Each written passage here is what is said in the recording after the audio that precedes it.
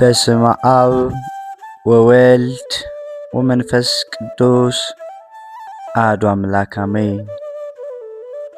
በክርስቶስ ክርስቲያን፣ በወልድ ወልደ እግዚአብሔር፣ በመንፈስ ቅዱስ መንፈሳውያን የተሰኛችሁ የኃያሉ የልዑል እግዚአብሔር ቤተሰቦች የእናታችን የቅድስት ድንግል ማርያም የአስራት የበኩራት ልጆች እንኳን ለሊቀ መላእክት ለቅዱስ ገብርኤል ክብረ በዓል በሰላም በጤና ደረሳችሁ።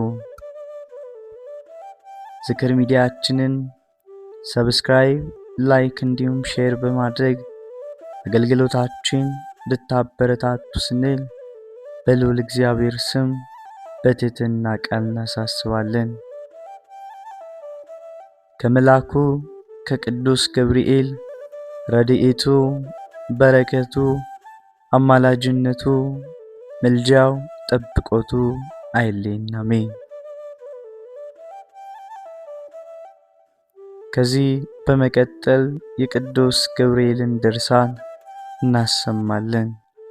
በእምነት ሆነን እናደምጥ ዘንድ የልዑል እግዚአብሔር መልካም ፈቃድ ይሁንልን፣ አሜን።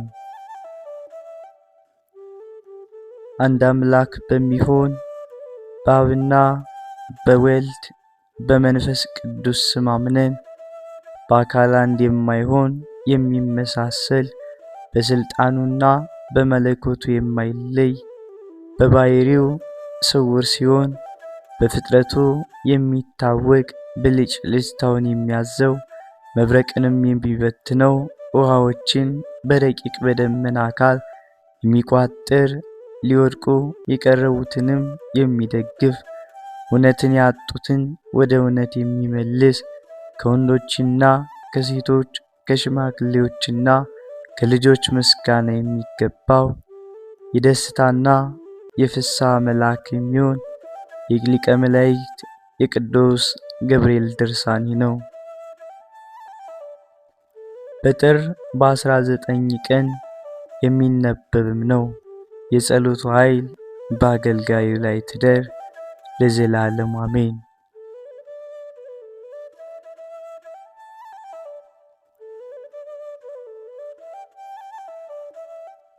ወንጌልን የጻፈ ወልደ ነጎድጓድ ቅዱስ ዮሐንስ ሊቀ መላእክት ስለሚሆን ስለ ቅዱስ ገብርኤል ክብር የተናገረው ድርሳን ነው። መላእክትን ከታላቅ መታወክ በቃሉ ጸጥ እንዳደረጋቸው ለተቃረፉ በሚባል መጽሐፍ ውስጥ እንደተነገረ ሳጥናኤል በወደቀም ጊዜ ብርሃንና ጽዱላን የሆኑ ሰማያትን የፈጠረ እግዚአብሔር ይመስገን አለ። የጌትነቱንም ዙፋን ከሁሉ በላይ ያኖረ በቃሉም የቅዱሳን መላእክት ጭፍሮች ስምን እንዲቀድሱ ካሊልነትንም እንዲገልጹ በቃሉ ፈጠረ። በራሱ አምላልና አምሳልና አራያ የፈጠራቸው ዳግመኛም በልዩ ልዩ ምስጋና እንዲያመሰግኑ ያደረገ በጌትነቱ ዙፋን ፊትም ብርሃንን የፈጠረ ዙፋንንም ለመሸከም አርባዕቱ እንስሳ የሚባሉትን ያደረገ የመጀመሪያው ፊቱ የሰው ፊት ይመስላል፣ የሁለተኛው ፊቱ የአንበሳ ፊት ይመስላል። እነዚህም በቀኝ በኩል ሆነው ዙፋኑን ይሸከማሉ።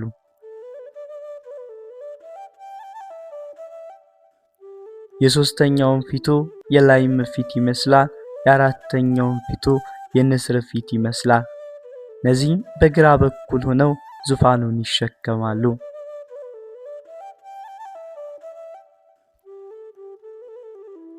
አራት ክንፍ ያላቸው ኪሩቤል የሚባሉ መላእክትም አሉ። ክንፋቸው 6 የሆኑ ሱራፌል የሚባሉም አሉ። በእግዚአብሔር በጌትነቱ ብርሃን እንዳይቃጠሉ በሁለት ክንፋቸው እግራቸውን ይሸፍላሉ። ሁለት ክንፋቸውንም ፊት ለፊት ዘርግተው በአንድነት ይጮኻሉ።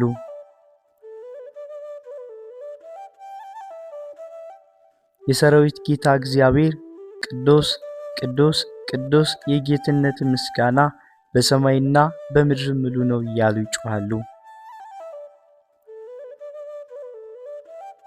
በየማዕረጋቸውና በየወገናቸው አንድ አድርጎ 10 ሊቃነ መላእክትን አደረገ። የመጀመሪያው አለቃ ከመጀመሪያው እስከ ሁለተኛው ከምድር እስከ ሰማይ ያለውን ርዝመት ያክል ነው። እነዚህ በደቂቃነ መላእክት ላይ አለቆችም ናቸው።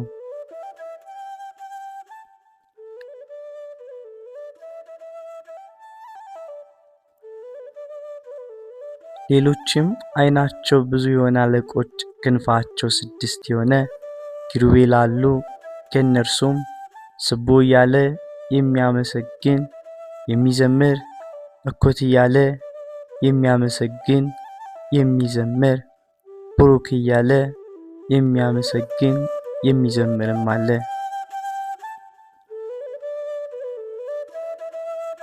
ያመሰግኑትም ዘንድ እርሱ ለሁሉም ያማረና የጣፈጠ አንደበትን ሰጠ፣ አዋቂዎችም አደረጋቸው።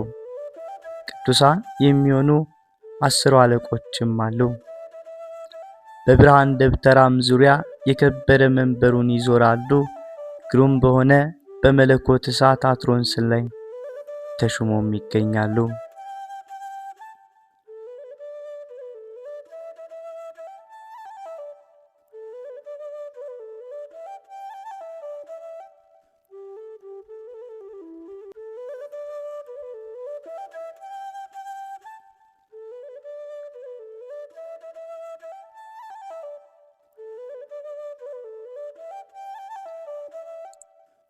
እርሱም የመላእክትን ምስጋና ወደ እግዚአብሔር ያደርሳል ያሳርጋል።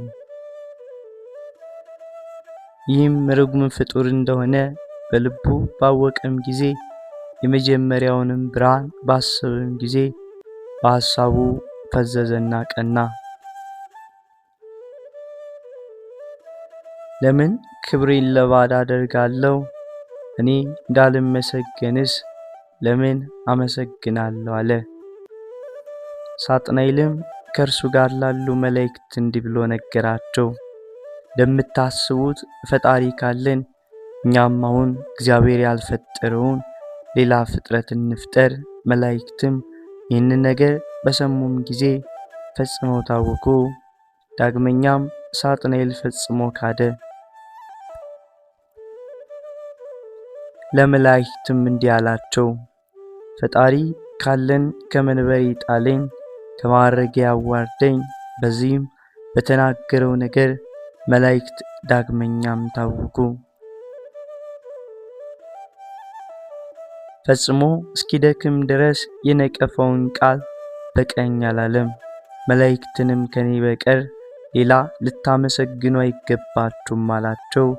ለኔ ስቡህ ክቡር አብይ ተብሎ መመስገን ይገባኛልና እኔም የሁሉ ፈጣሪ ነኝ አለ።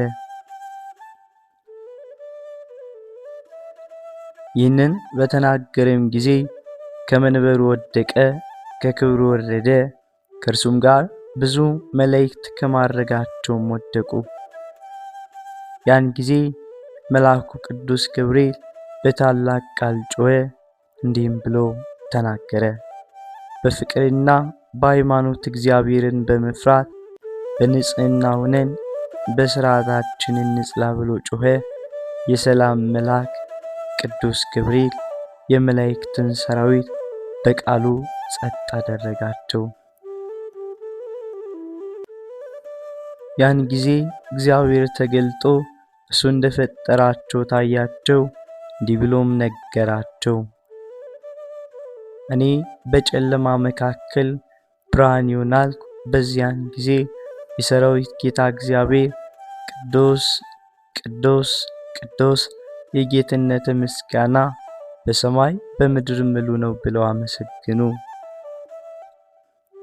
የሰማና የታዘዘ በማዕረጉ አንተ በሥርዓቱ ቆመ። ያልሰማና ያልሰማ ለመልአክ ለገብርኤል ያልታዘዘ ግን ከማዕረጉም ወረደ፣ ከዲያብሎስም ጋር ወደቀ። ያን ጊዜ እርሱን የመሰሉ መላእክት ከቦታው ሁሉ ወደቁ። የረከሱ ረቂቃንም ሆኑ።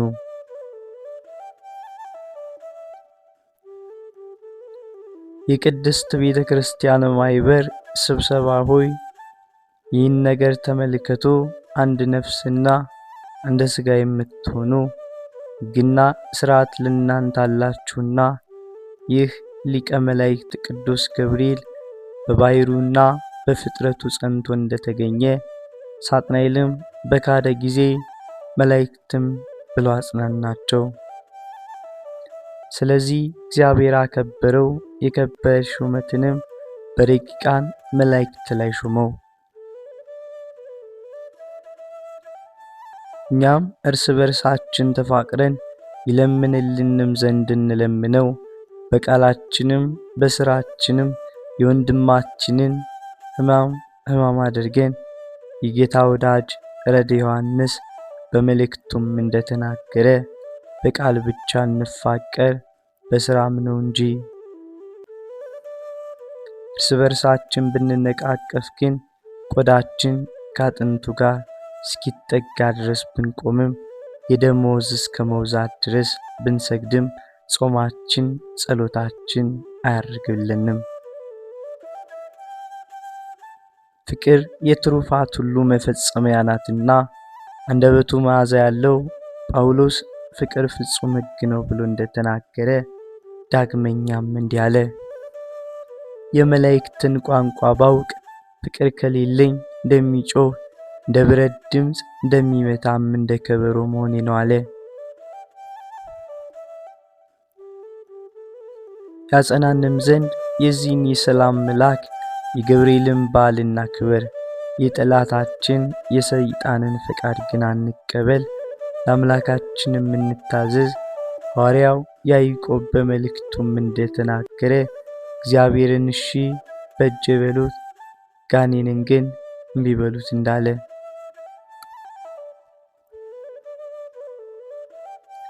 ፍጥረታቸው ጽኑ የሆነ መላእክትን በምክሩ ያጸናቸው። ፍጥረታችን ተፈጥሯችን ደካማ የሆነ እኛም እንደምን ያጽናን። አማላጅነቱ ልመናው ከአገልጋዩ ጋር ይሁን ለዘላለሙ አሜን። በሁለት ወገን ድንግል የሆነችው እናትና ገረድ ወደምትሆን ወደ ማርያም ነገር እንመለስ።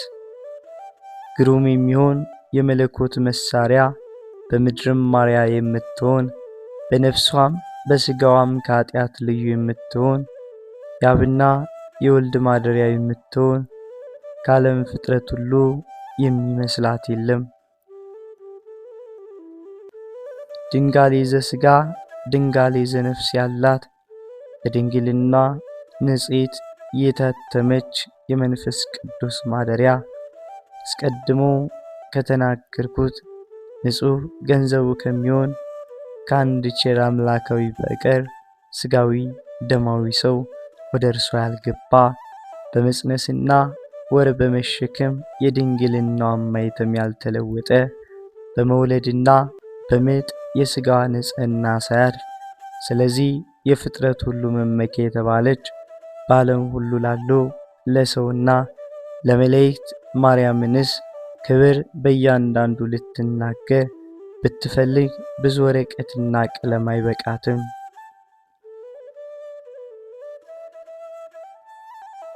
በአጭር መጠን ይሁን የሰሚዎች ልብ እንዳይደነዘዝ እንዳይሰለችም እንዲህ እንናገራለን።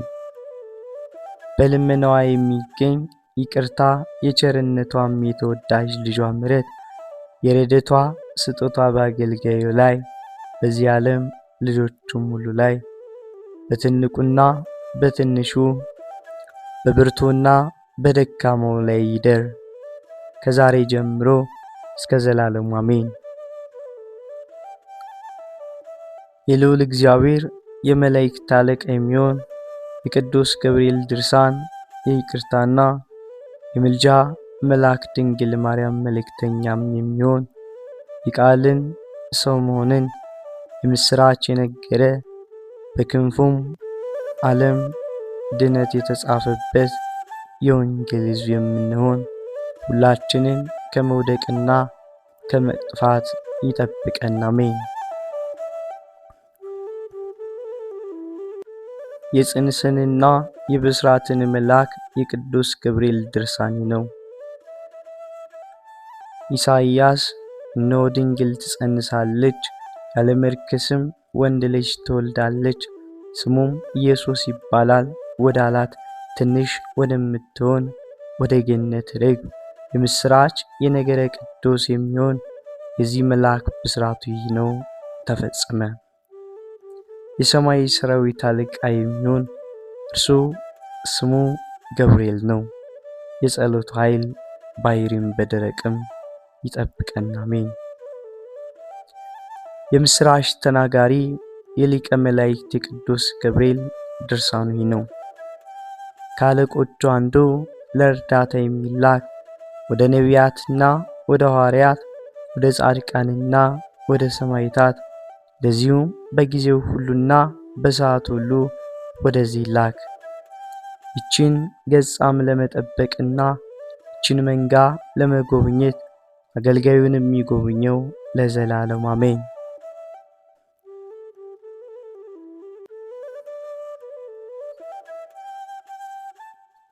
የሊቀ መላእክት የቅዱስ ገብርኤል ታምሪ ነው። በረከቱ በወዳጁ ላይ ትሁን ለዘላለም አሜን። ቤተ ክርስቲያን ሲሰሩና ድንጋይ ሲሸከሙ ታላቅ ድንጋይ በሚሰራው ሰው ላይ ወደቀበት። ዳግመኛም በአንዱ ኩሊ ላይ ወደቀና እግሩን ረገጠው። ሰዎችም መተው ባልጋ አድርገው ተሸከሙት። ይዘው ሲያገቡትም በሽማግሌው ጌሻ አምሳል ገብርኤል መጣ።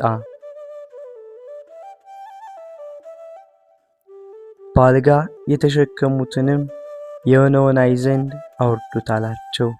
እነርሱም ይህን ካዳንከው እኛ ዋጋን እንሰጣለን አሉት። ያንንም ሰው ልጄ ምን ሆንክ አለው። አንተ በዚህ ዕለት ትድናለህ ብሎ ከዚያም በኋላ በክብር አረገ።